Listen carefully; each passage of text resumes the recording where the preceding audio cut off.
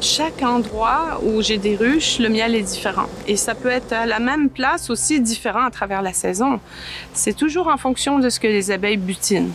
Alors, j'ai 4 sortes de miel, moi, que je faisais goûter, mais là, on peut pas cette année avec le corona. Le miel d'ici est très doux et c'est ça que j'explique là pour essayer de favoriser le choix des acheteurs. J'ai du miel à l'ancienne ferme Chimot que j'appelle framboise et centaurée de Chimot, mais il n'y a pas juste des framboises, il y a un verger de pommes, poires, prunes, il est plus fruité.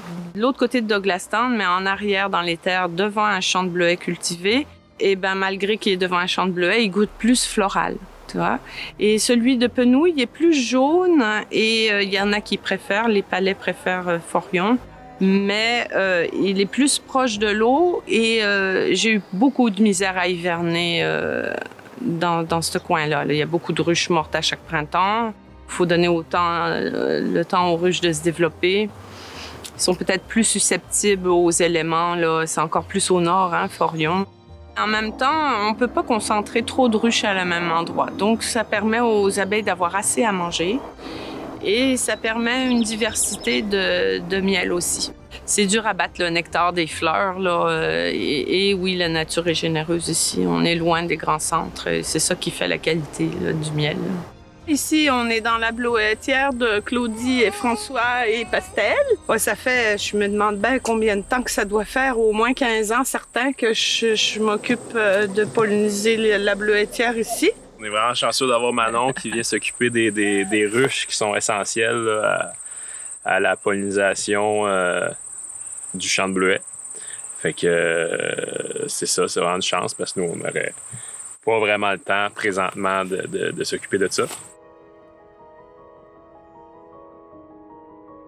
Quand j'ai dit aux gens, je me pars une cabane à sucre, ils ont dit, ben voyons, il n'y a pas juste des épinettes en Gaspésie. Et non, on a des érables et des super érables. On a majoritairement des érables à sucre en plus.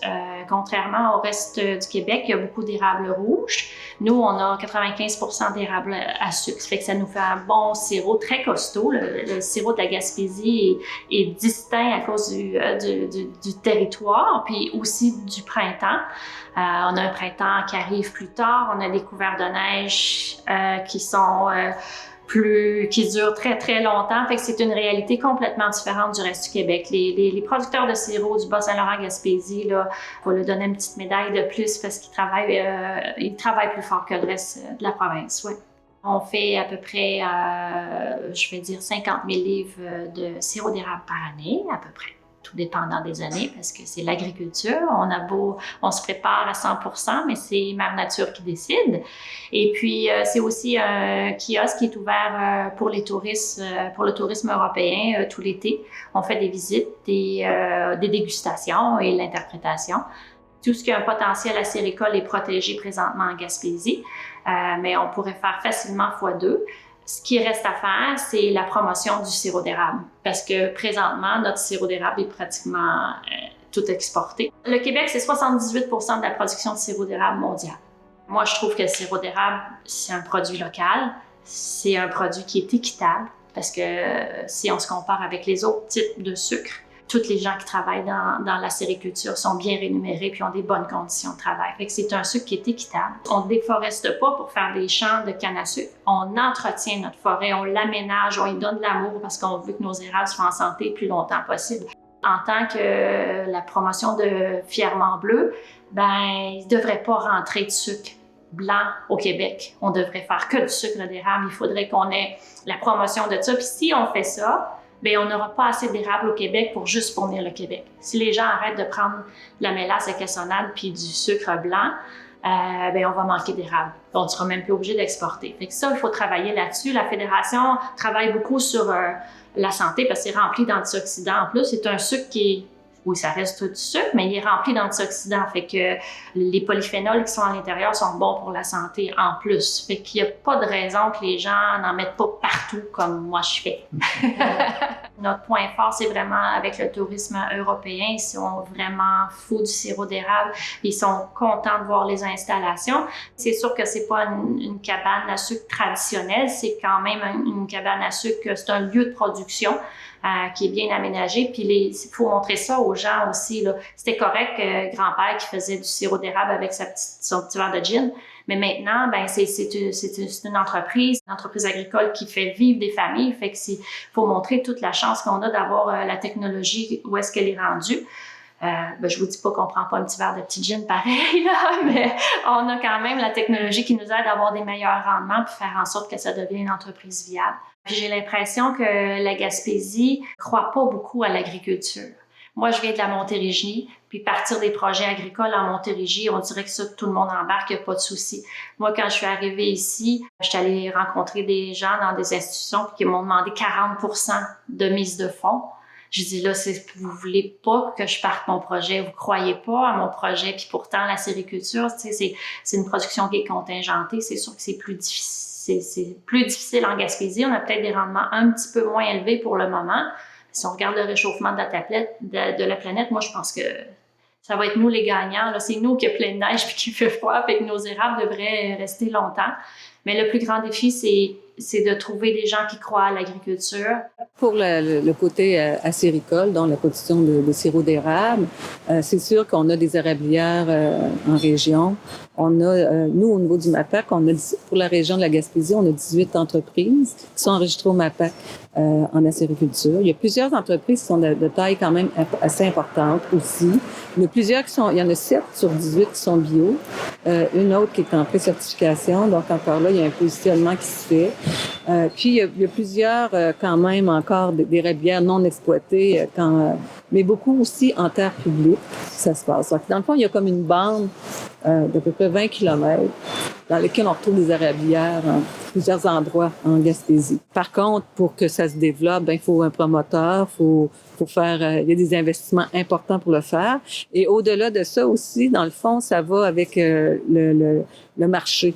Si le marché augmente, là, on est dans un système de quotas, puis ça, c'est pas le MAPAC qui fait les quotas, c'est quelque chose avec la Fédération des producteurs acéricoles. Et alors, s'il y a une augmentation de la demande, ça leur permet, eux, d'ouvrir pour un contingentement, pour soit des nouvelles entreprises ou des entreprises qui pourraient grossir. Et c'est sûr que on a un potentiel ici en Gaspésie de terre, de production acéricole, entre autres en terre publique. Fait que c'est sûr, c'est de voir comment ça peut se développer dans le temps, mais on en est conscient, autant au MAPAC que au ministère des Forêts. Dans le fond, on se parle, les gens ensemble là-dessus, puis il y a quand même, je dirais, il y a des opportunités qui sont là.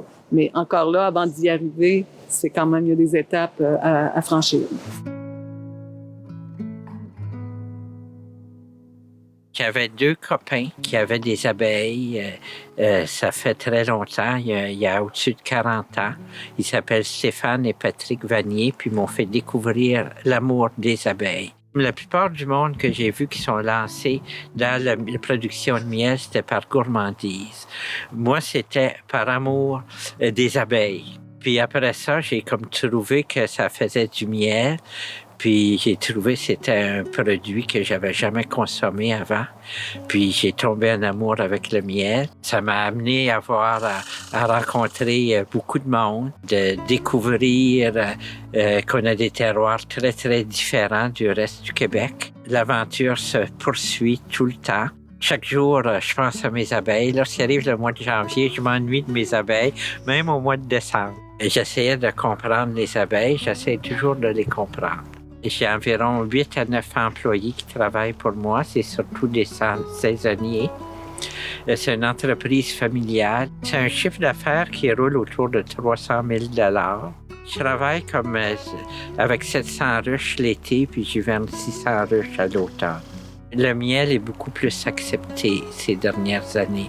Le monde sont plus curieux. Le monde s'inquiète des abeilles. Le monde s'inquiète de la nature. Il y a comme des grands bouleversements.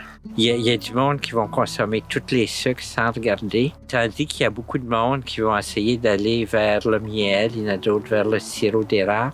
Puis actuellement, on va de plus en plus vers les produits locaux.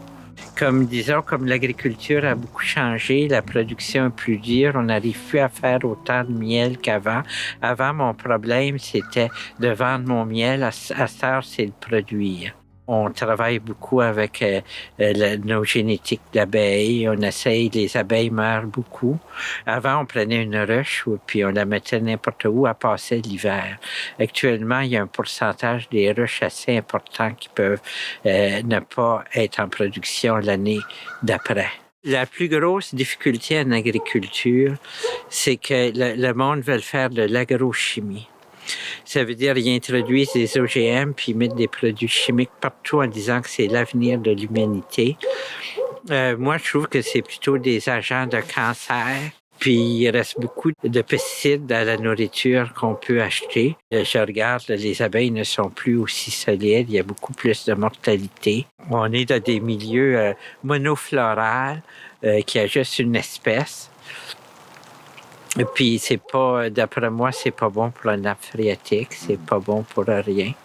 Puis c'est un discours que je tiens depuis plusieurs années. Puis il y a beaucoup de monde qui m'écoute. Mais ils disent « Ah, c'est pas important ».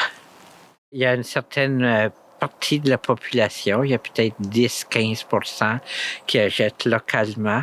Mais le monde, lorsqu'il y a leur épicerie, souvent, ils ont un pamphlet puis ils disent « Ça coûte moins cher ». C'est-à-dire ils font leur menu avec les spéciaux. Mais moi, je crois que si on ferait notre menu avec ce qu'il y a autour de nous autres, on s'enrichirait parce qu'il y aurait du monde qui serait plus à l'aise, qui essaye de produire, puis qui dépenserait de la région. Il faudrait qu'il y ait une volonté qu'on oublie un petit peu les pesticides. Lorsqu'on plante des trèfles que les abeilles peuvent survivre, que tout soit imbriqué, qu'on dit que lorsqu'on plante, on plante pour la nature aussi, pour les oiseaux mouches. Il ne faut pas juste penser à la grande production. L'autosuffisance alimentaire, j'y crois beaucoup parce que je suis née sur une ferme agricole et je fais encore de l'agriculture. Je crois que c'est nécessaire qu'on soit autonome de façon alimentaire, de ne pas dépendre des autres pays. Non, je ne veux pas qu'on fasse pousser des bananes dans des serres, c'est pas là, mais une autonomie, une certaine autonomie au niveau des protéines, au niveau des légumes.